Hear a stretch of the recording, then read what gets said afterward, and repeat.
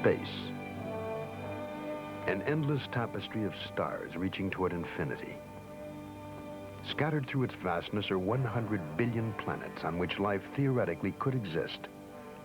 If only 1% of that life is intelligent, there could be 1 million civilizations out there. And of that million, it is conceivable that one discovered the secrets of space travel. It is possible that ancient astronauts went in search of life beyond their own world and found it on the planet Earth. The existence of other intelligent beings in the universe intrigues the men of tomorrow's science, the exobiologists, students of life in outer space. Dr. Harold P. Klein of NASA's Ames Research Center.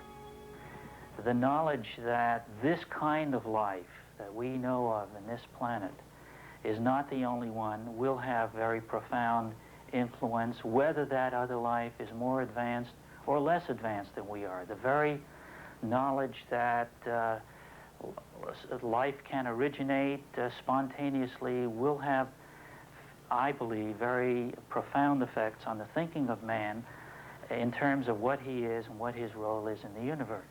Now, it has been suggested by other people that maybe life on Earth was brought here by a visitor from another planet. Dr. James Lawless. While this possibility is remote, it certainly can't be excluded on the basis of the results which we have found. If ancient astronauts did land here, what effect would they have had upon early Earthmen? Perhaps they were worshipped, feared, loved.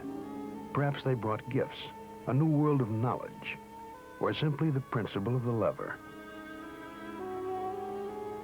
If we accept the premise that beings from another civilization visited here ages ago, then some of the mysteries of our past take on a new and startling light.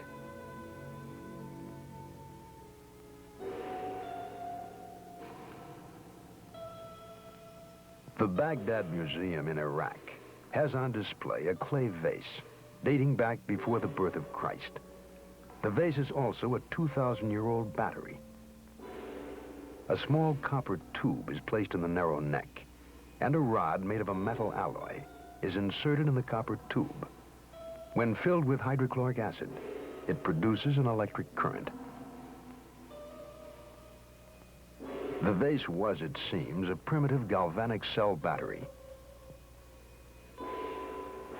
Count Volta is credited with having invented the electric cell 2,500 years later.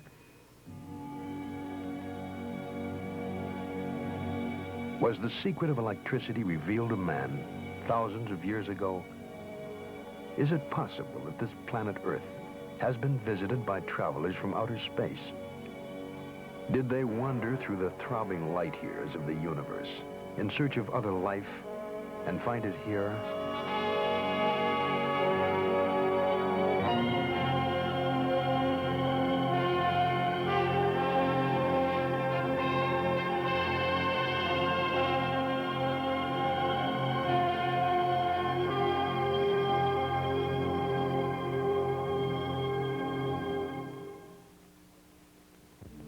There are places on this planet where life exists almost unchanged since antiquity. Less than 3 decades ago, machines descended from the skies to land in a remote region in the South Pacific. The primitive inhabitants were puzzled and frightened by the invasion. The visitors were light-skinned creatures who didn't hunt or fish, yet never lacked food. They came from heaven. They had to be gods. They were, in fact, American servicemen, sent to construct airfields and military installations during the Second World War. When the war was over, they went home, back into the skies. The natives began making straw and bamboo fetishes resembling airplanes. To this day, they scan the heavens day and night, watching and waiting for the return.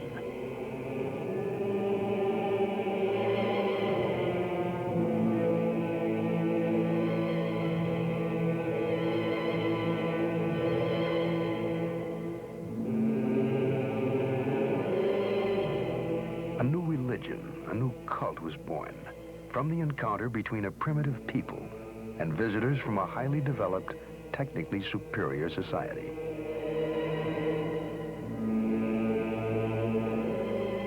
All men were at one time primitive. It is possible to imagine that our own forebears may well have reacted in the same way to visitors from outer space.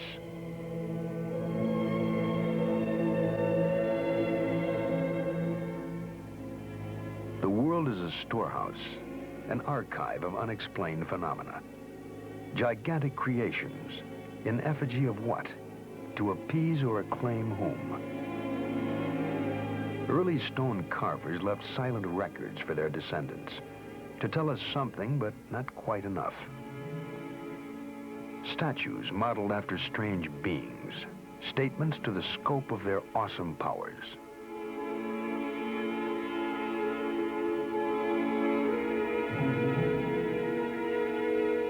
Folk legend surrounds their origin.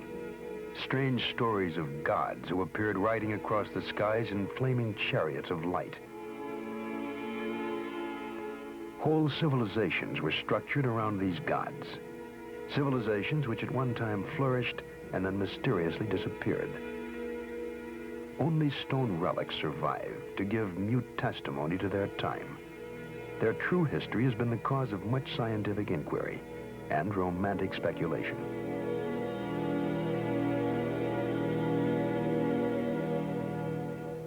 Erich von Däniken, a German professor possessed of the mind of a scientist and the imagination of a romantic, wrote a book called Chariots of the Gods. He stated that sometime in the distant past, man was visited by intelligent beings from outer space. What in olden times might have been heresy is today intriguing speculation. Von Däniken traveled to all corners of the world, gathering evidence in support of his theory. Or is it a theory? Judge for yourself. Istanbul, the city on the Golden Horn. Here stands the Palace of Topkapi. A curious set of maps are kept here, which were found in the Orient by the Turkish Admiral Piri Reis. The oldest of these maps dates back to approximately the 1st century AD. They are most likely copies of still earlier maps. As astronauts high above Cairo, we would view the Earth in the configuration seen on the old maps. The outlines of the modern maps are the same as the pattern visible on the Piri Reis charts. Another map in the collection shows a region which is still largely unexplored, the Antarctic. The existence of Antarctica as a continent was only established in the 19th century, and it wasn't even explored until 1911 by a Norwegian, Roald Amundsen. The map dates from 1532, a time when the techniques and basic equipment were unavailable to determine longitude. The question lingers. What was the source of information?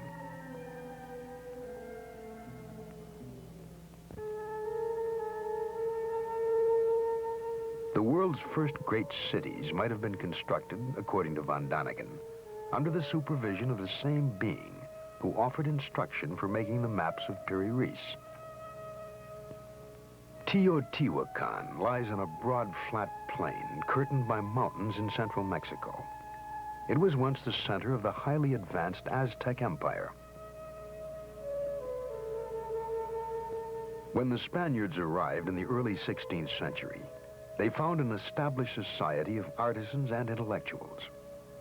The name Teotihuacan means where the gods reside. And the city of the gods is dominated by the Pyramid of the Sun. It is 216 feet high and forms a small mountain weighing 2.5 million tons. The Aztecs worshiped the sun as the source of all life. They offered human sacrifices to the sun god atop stone pyramids marked with hieroglyphics. Vague symbols relating the history of an ancient people.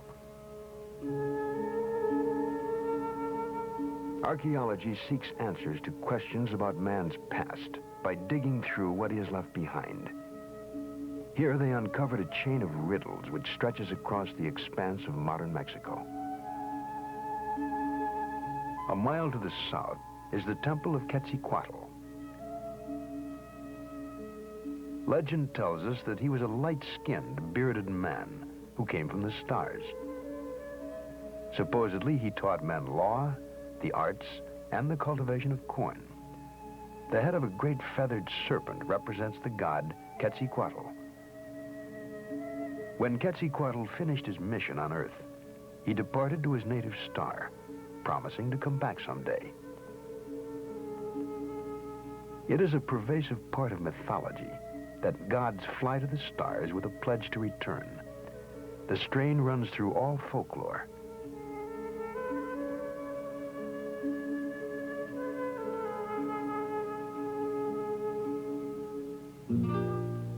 The ruins of the deserted city of Tula rest about 20 miles from Teotihuacan.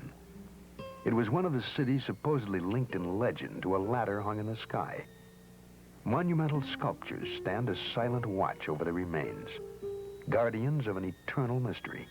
They appear to be warriors, dressed alike, wearing unusual helmets. They carry some sort of box-like unit on their chests. Perhaps they are weapons or communications equipment. Unrecognizable tools or controls are clasped in their hands.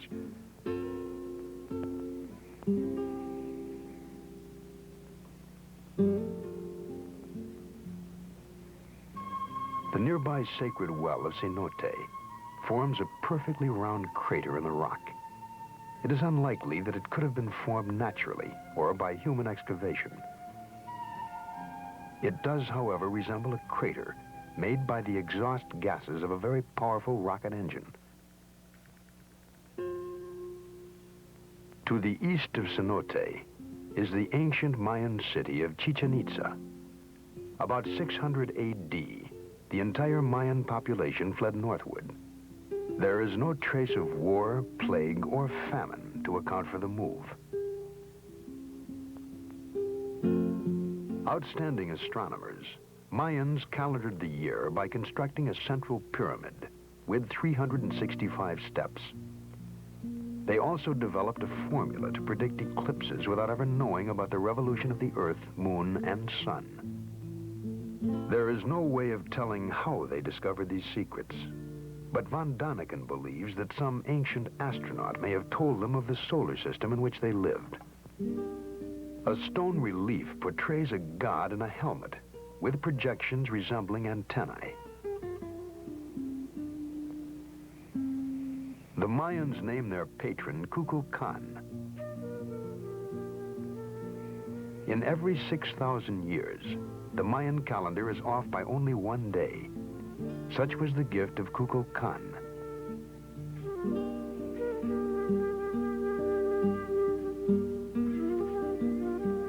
Kukulkan supposedly came from the stars and returned to them, leaving the Mayans to build observatories to search the heavens for him.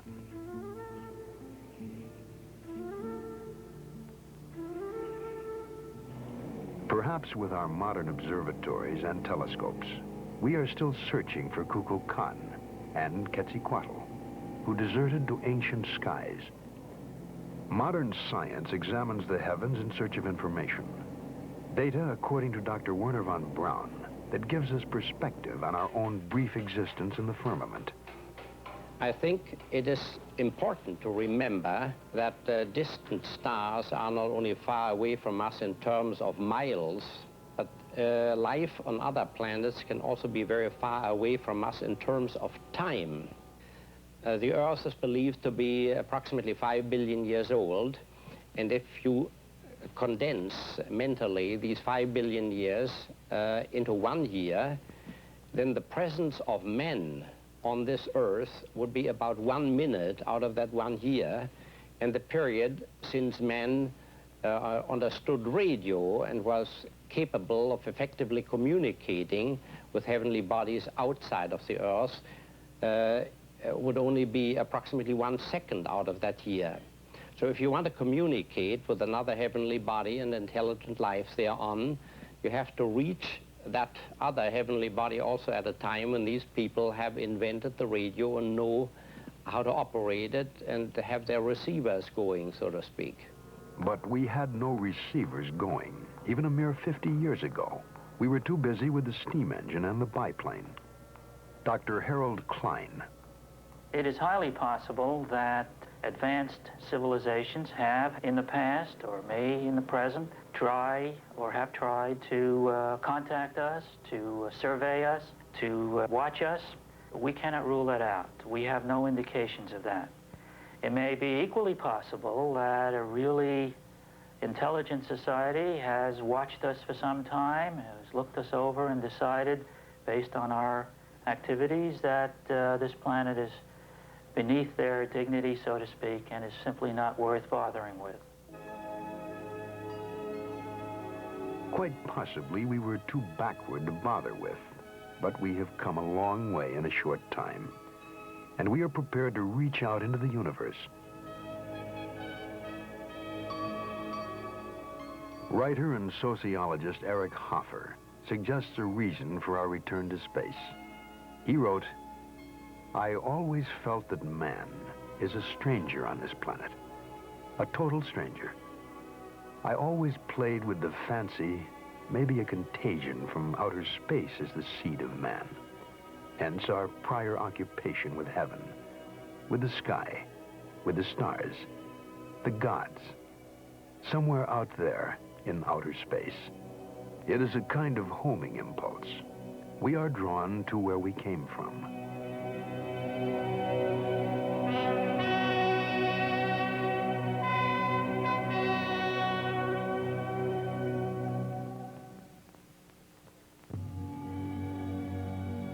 In the 7th decade of the 20th century, the landscape of the moon became familiar.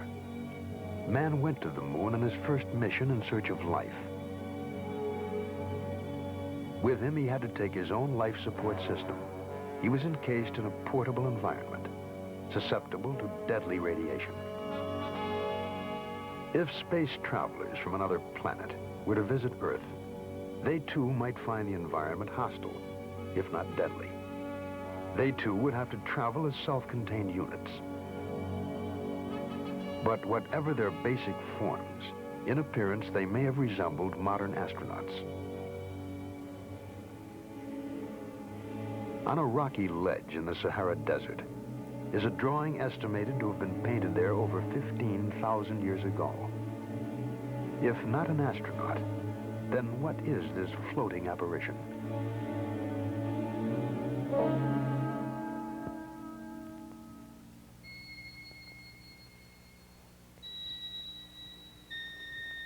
Henri Loti, the early French archaeologist, discovered the image of the 19-foot giant and called him the great god Mars.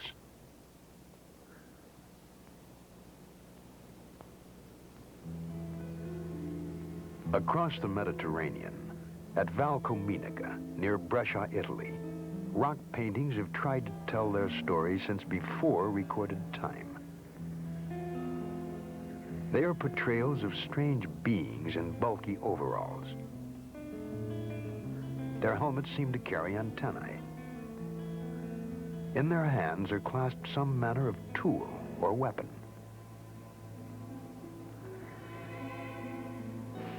Still more evidence can be found in a 2,000-year-old rock painting found in Japan.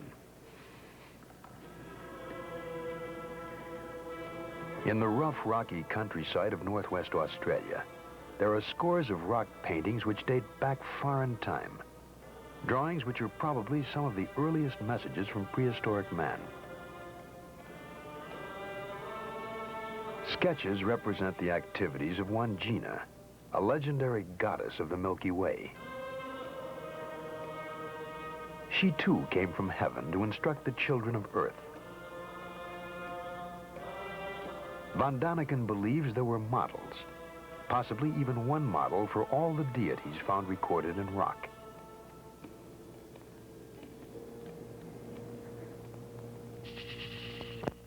The mysteries of the past manifest themselves on all continents. Within the depths of a temple in the ancient Mayan city of Palenque in Central America, Von Daniken came upon a stone relief of what is apparently a man seated in a capsule, watching something intently.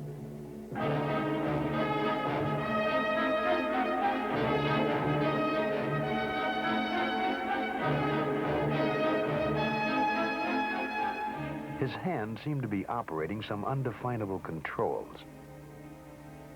His foot pressing a lever. And at the rear of the capsule are jets trailing flames behind them.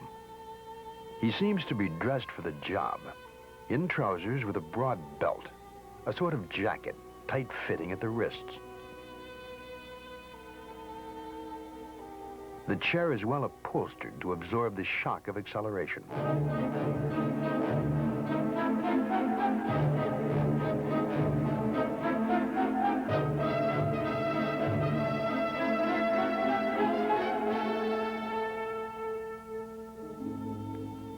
Mayan legend says that he represents their space-traveling god, Kukulkan, the winged god of Palenque. He was carved sometime in the 7th century. The possibility haunts us that this figure was the artist's rendering of the ancient astronauts who inspired the Mayan culture.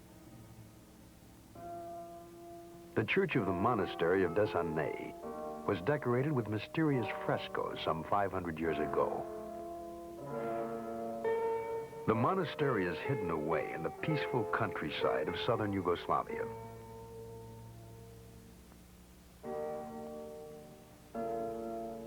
High above the chapel, almost out of sight, the fresco silently challenges our minds with its startling story. It depicts what may have been the first air battle to be witnessed by man, almost 500 years before the known discovery of flight.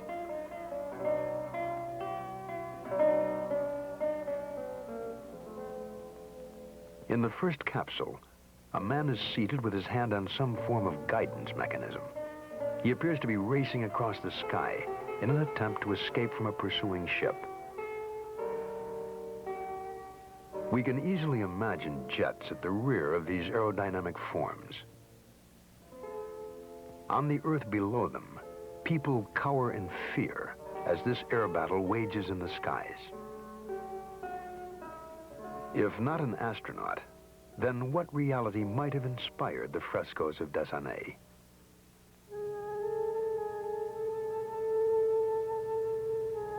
Myths, legends, legacies of ancient man have not all been lost in ambiguous reference. History is the scribe of man.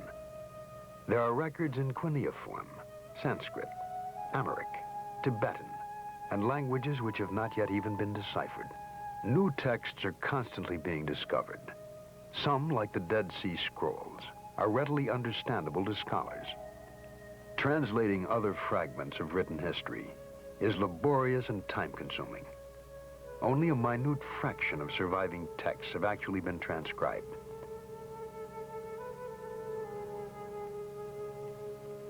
Accounts of godlike visitors abound. For example, in the books of the Tibetan Kanchur. The Kanchur consists of over 1,000 volumes containing the holy texts of Lamaism. Their secret code is the most complex ever devised. To date, only 1/100th of the Kanchur has been deciphered. The resulting translations are full of references to gods appearing in the sky, of the luminous pearls and transparent spheres in which they lived. Once the books have been further deciphered, they may well yield much more information about mysterious space visitors.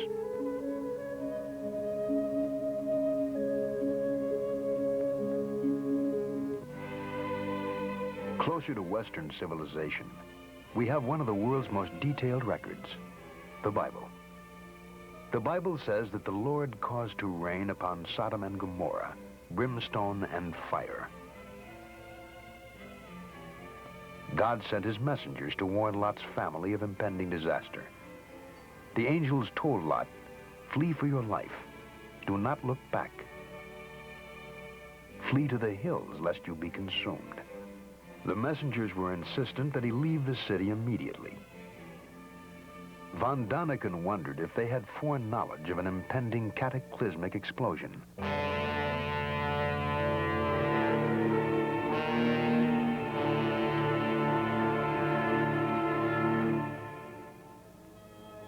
It appears certain that Sodom and Gomorrah were leveled, laid waste at a single stroke. All traces of the communities have disappeared. So complete was the destruction. The report of the catastrophe ends. Then he looked down and beheld, and lo, the land went up like the smoke of a furnace.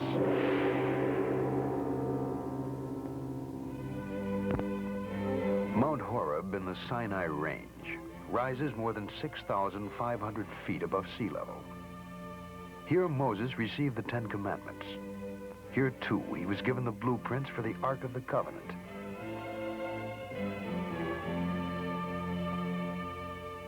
In chapter 25 of the second book of Moses, directions are given for the construction of the Holy Tabernacle. And they shall make an ark of acacia wood, and you shall overlay it with pure gold within and without shall you overlay it.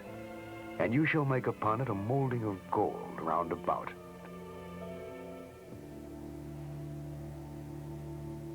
Moses was to provide special shoes and clothing, which would properly insulate his workmen.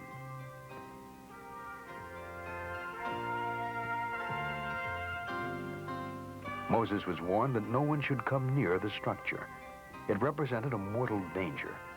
And though Moses would hear a voice from the covering plate, no figure could be seen. If we were to build a replica of the ark today, according to Moses' instructions, we would have a condenser charged with several hundred volts. Could the gold sheath have been a form of loudspeaker, a two-way radio, reproducing a voice from afar? It is part of the Von Daniken theory, a romantic's explanation of biblical text based on imagination and wonder.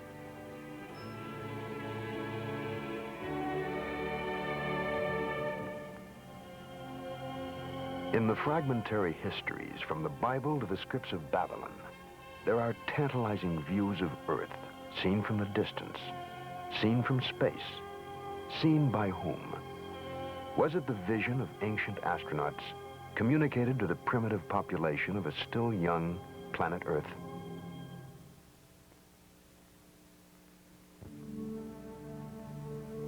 If we were to land on a strange planet, we would probably avoid its magnetically disruptive poles. If travelers from outer space were to land here, a likely location, almost on the equator, would be Egypt.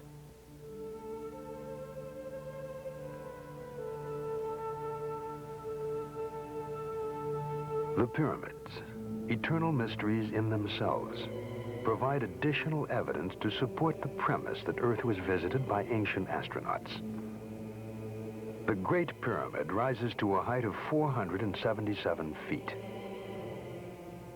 2,300,000 stone blocks, each a crushing 2.5 tons, each perfectly fitting, climbed toward the sky.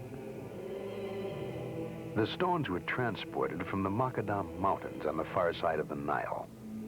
20,000 workmen, hauling 10 blocks a day, would need 640 years, more than 30 generations, to build one pyramid.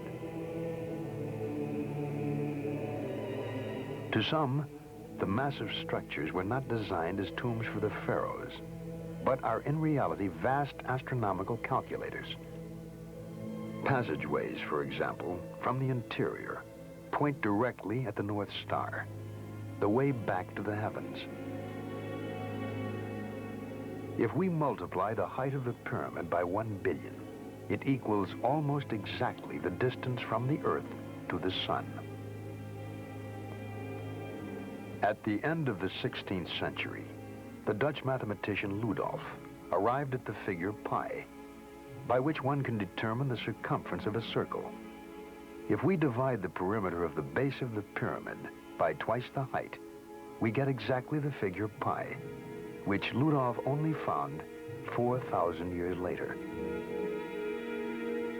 All the evidence leads Von Daniken to conclude that the pyramid is linked to the arrival of visitors from outer space, and that they may have used it as a marking place, a map reference for navigation.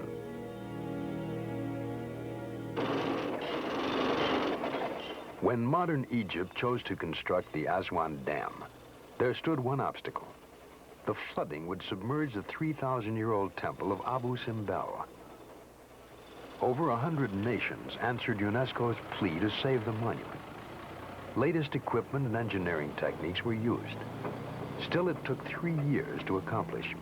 Because centuries were needed for the original builders to create the temples, it is probable they honor no single pharaoh. They stand, however, in tribute to the gods of the sun, the center of Egyptian religions, and to those who return from earth to the skies.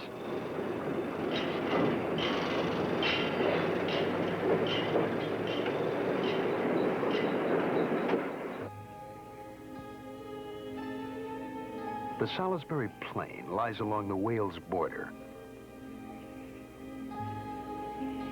A large mound rises ominously from the level expanse. The legend surrounding it suggests that it was a place of burial, not unlike the pyramids of Egypt. Close by stands Stonehenge, rock formations strewn about like so many toy blocks. It is believed to have been built 2,000 years ago. According to legend, Merlin, the magician of King Arthur's court, transported the huge slabs by magical incantations from what is now Scotland. Recent studies have employed computers to measure the distances and placements of the stones. These findings prove to some extent that Stonehenge served as a giant calendar and observatory. By visually lining up specific points, an almost exact calculation can be made as to the movement of the stars and planets. Even with computers, it has taken us years to arrive at these figures. 2,000 years ago, this area of England was inhabited only by primitive tribal people. Some still believe that Stonehenge is a temple built by the ancient Druids, the priests of the pagan Celts, and was the site of witches' conclaves and human sacrifice. The Druids still exist and continue to conduct their religious services on this site. It has been suggested that the Druids may not have built this place, but simply taken it over as their shrine. If so, then there is no trace of who might have built and left it behind. Tribes that vanished, whole civilizations that disappeared. It has happened too many times to be coincidence.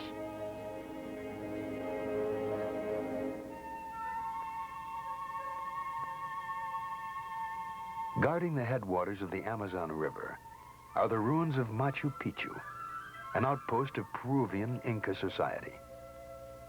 Some archaeologists suggest that the Incas found they could not extend their empire into the treacherous Amazon jungle. And so, here they stopped, and here they died. There is a curious folk legend surrounding the origin of this fortress.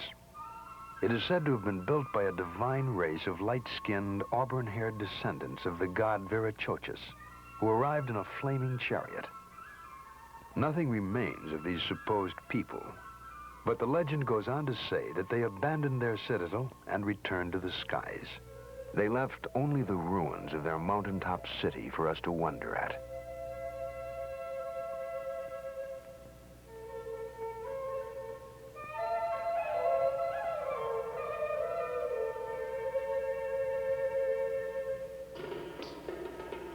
The construction of defensive citadels was common to many tribal communities. On the African continent and the bushlands of southern Rhodesia are the ruins of Simbabwe, meaning the heart of the lion. It is constructed of brick-shaped granite rocks, all exactly alike as if produced in a factory. 20,000 tons of identical building stones. They were laid to a height of over 30 feet to form walls which have stood for thousands of years. What masons trimmed and piled these stones with such astonishing perfection? Were they the ancestors of Bushmen whose straw huts surround the ruins, or members of a visiting group of master builders? The mystery carried Von Daniken back to the Valley of the Kings in Egypt near Luxor. The valley was another royal burial ground of the pharaohs, the god kings. Not pyramids of stone, but a small mountain range converted to the use of the dead. The entrances were hidden, little more than windows into the rock, with steep stairs and winding passageways leading to the tomb of the 9-year-old pharaoh god, Tutankhamun. The crypt is hollowed directly out of stone, and incredibly intricate murals decorate the walls and ceilings. Archaeologists have carefully studied the markings and meanings, but Van Daniken points out one interesting fact. They could not have been painted by firelight. The ceilings show no trace of soot, and so no torches or oil lamps were used. What then was the light source? Markings found in this and other tombs are portraits of the god Osiris. Osiris played an important role in Egyptian religious belief. After giving knowledge to the world, he left the earth and exists in the heavens. Each dead pharaoh, the kings of earth, joined the spirit of Osiris in the heavens. Their mummified remains were prepared for the journey.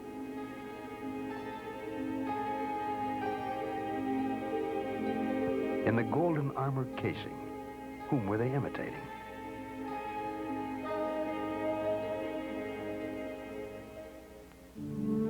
Outside the cave crypt stand the remains of the ancient mortuary, the temple of Amenhotep III. Here the Egyptian priests preserve the remains of their rulers.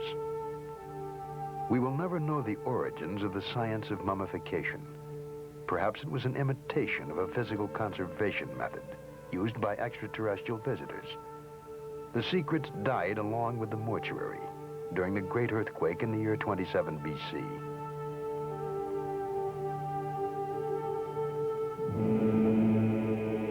Some distance away, guarding the entrance to this temple of the dead, rests the Memnon Colossi, 2,000 years old, 52 feet high, each weighing over 1,000 tons. It is difficult for us to imagine them being moved from the distant quarries by manpower alone. And so the sentinels of the temple evoke images of a time when the activity inside was directed by godlike visitors who came as masters to earth.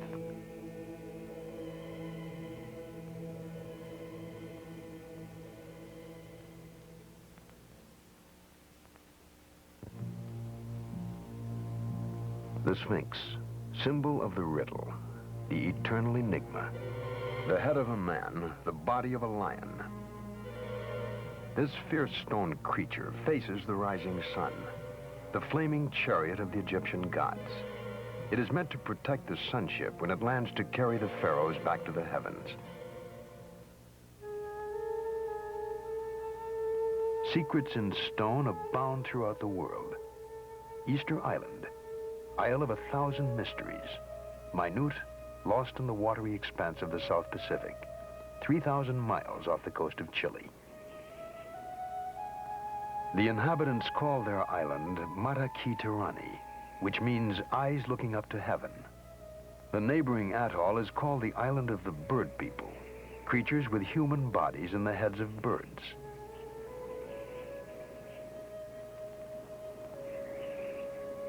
Van Daniken suggests that these bird heads could also be helmets equipped with a type of mask. The island's ancient legends tell of flying people who arrived amidst fire and thundering noise. The landscape is dominated by volcanic cratered lakes. Today, about 2,000 people live here. There were never more than 4,000 natives at any time. Of the total population, 70% were women, children, or the elderly. The majority of able-bodied men was needed for the production of food. Thus, the number of workmen was so small that it would have been impossible for them to create the more than 600 gigantic stone figures found everywhere on the island.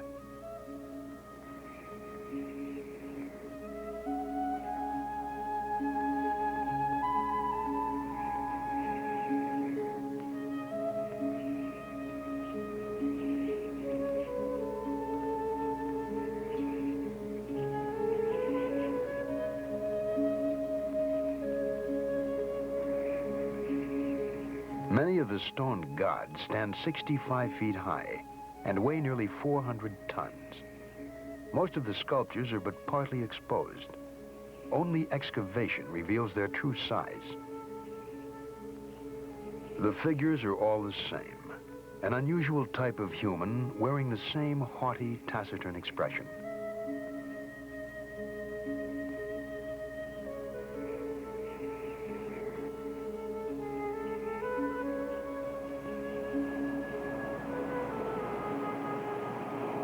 One statue, unearthed by explorer Thor Heyerdahl, suggests man's role. Unlike the others, it has a rounded head and is kneeling.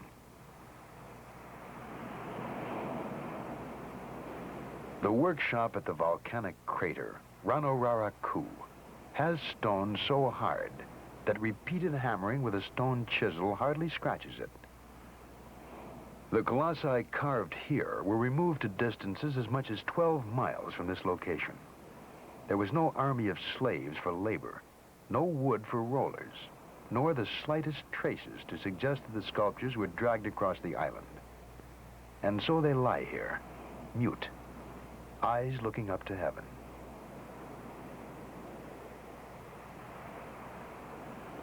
Easter Island might have been the key to many mysteries. When it was first discovered, a group of wooden tablets covered with hieroglyphics were found.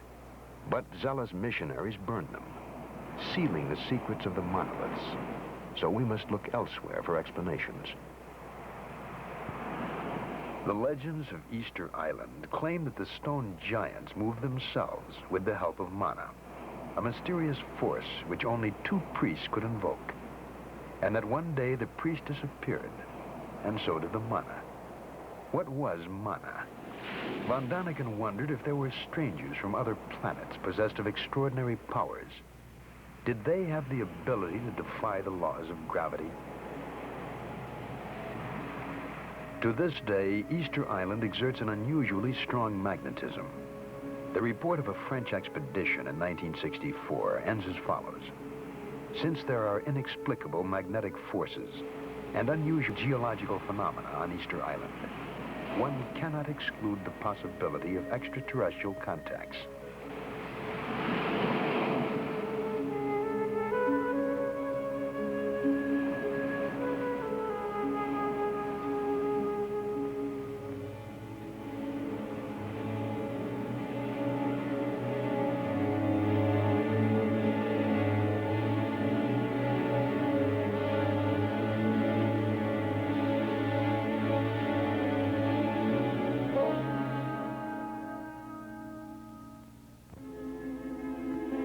Almost on a direct line from Easter Island is the Bay of Pisco, along the coast of southern Peru.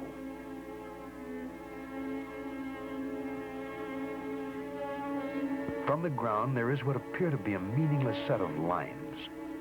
But from a high altitude, they form a trident 300 feet long, pointing the way inland. Pointing the way to what?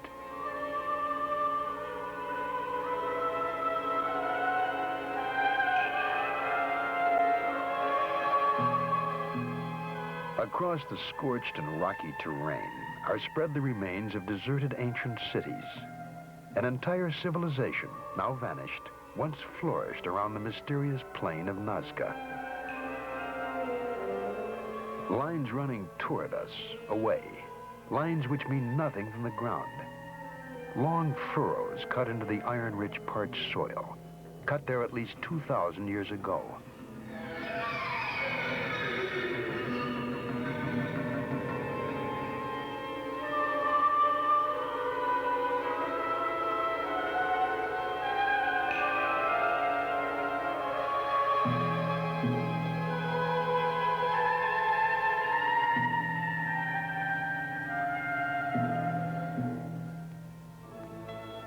From a great height, from an aircraft, for instance, the lines fall into focus. We see a spider, an eagle,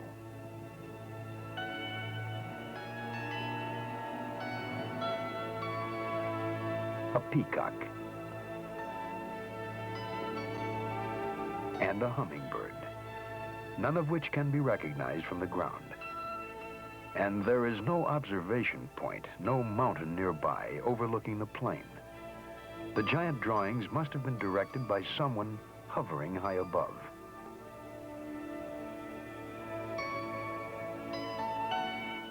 Straight as arrows, one huge geometric puzzle. Some lines parallel, some intersecting, starting nowhere and ending nowhere.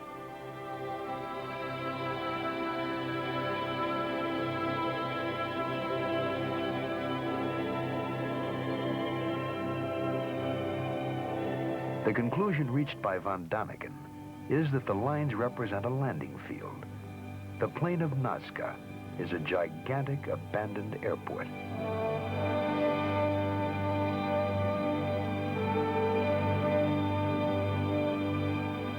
Landing strips, roads, and flattened beds that resemble rocket launch ramps were cut into the plateau. In a radius of 1,000 miles, enduring archaeological mysteries abound. And the question arises, was this the center, the base camp of an ancient astronaut colony?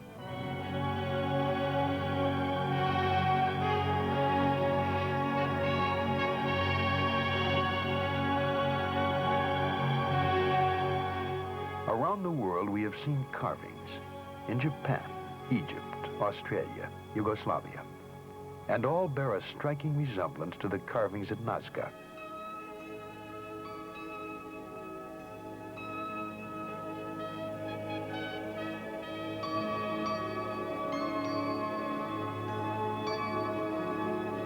Was Earth visited by creatures, astronauts from another planet?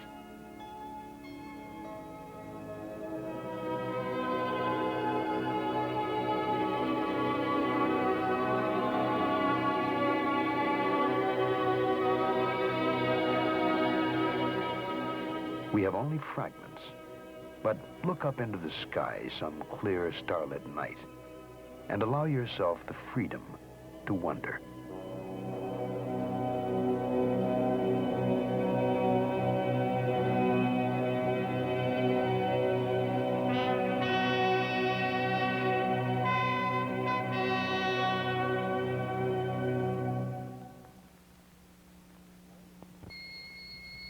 All around the globe, giant radio telescopes are scanning the stars for signals.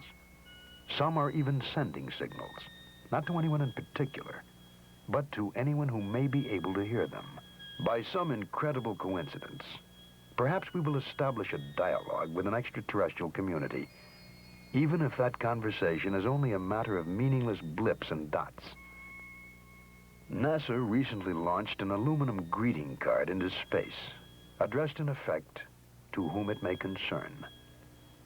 Etched on the plaque are the nude figures of a man and a woman, 2-digit computer code numbers, and a diagram showing Earth's location within the 9 planets of our solar system. A message to whatever intelligent life there may be in the universe. Hello from Earth to some wandering ancient astronaut. NASA is especially interested in the possibility of life on the planet Mars. The Jet Propulsion Laboratory in Pasadena, California, has had a direct line to Mars via the Mariner 9 spacecraft, which has been taking extensive photographs as it orbits the red planet. Mars is a world significantly like the Earth in terms of atmosphere, temperature, and gravity. It is also the closest and easiest to explore in depth. To date, no recognizable life has been detected. But the same was true of previous Mars missions. The last time photographs were taken, scientists agreed that there was definitely no life on Mars.